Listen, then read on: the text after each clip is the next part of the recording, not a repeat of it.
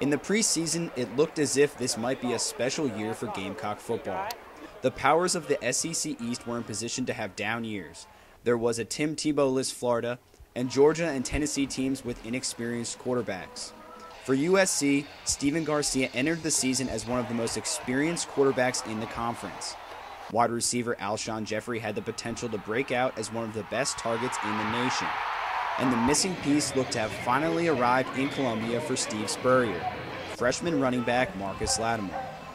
But troubles didn't stay away from USC before the season kicked off.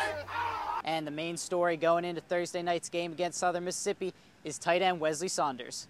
Wesley has been suspended for violation of team rules. His status will be determined at a later date.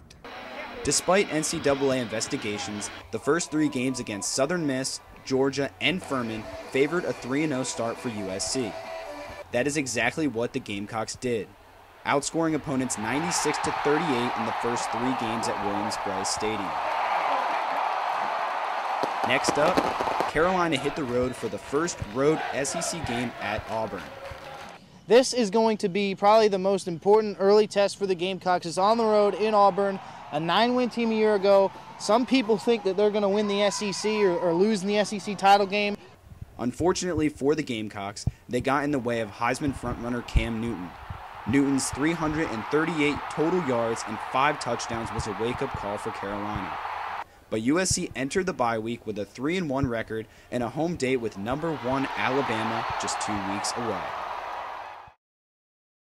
I think this will be a great weekend. You know, number 1 Alabama coming to town. Can Spurrier and then the rest of the Gamecocks try to at least stop or slow down this Alabama offense?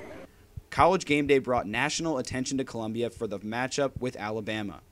The stage was set and USC was perfect. The win had Gamecock Nation riding a high, but that high hit an extreme low just like that. 31 Kentucky, 28 South Carolina. The loss to the Wildcats was stunning. Marcus Lattimore suffered a knee injury and USC fans were already thinking, here we go again. But consecutive wins over Vandy and Tennessee had the Gamecocks back to winning ways. But all was not perfect. USC was tied with Vandy 7-7 at halftime and only won by 2 touchdowns. The Vols were winless in the SEC coming into the game at Williams-Brice Stadium and scored 24 points while amassing over 400 yards of total offense on the Gamecocks. Now enter Ryan Mallett and Arkansas. The Razorbacks delivered USC their first loss of the season at Williams-Brice Stadium and exposed the weakness in the USC defense that left fans and coaches alike concerned. There's still assignment problems. There are opportunities out there. It's just disappointing and concerning. Struggles aside, the stage was set. USC was heading to Gainesville with the SEC East title on the line against Florida.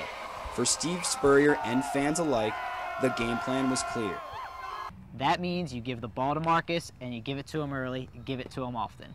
It could not have been scripted any better. Lattimore carries 40 times for 215 yards and 3 touchdowns in the 36-14 rout of the Florida Gators.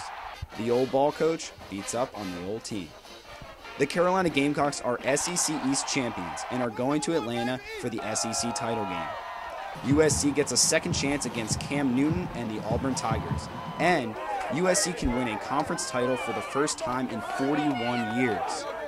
When Steve Spurrier arrived in 2005 as head coach, he was famously quoted saying, "Why not us? Why not the Carolina Gamecocks?" Carolina fans will be asking the same thing on December 4th at the Georgia Dome. Why not the University of South Carolina as Southeastern Conference champions?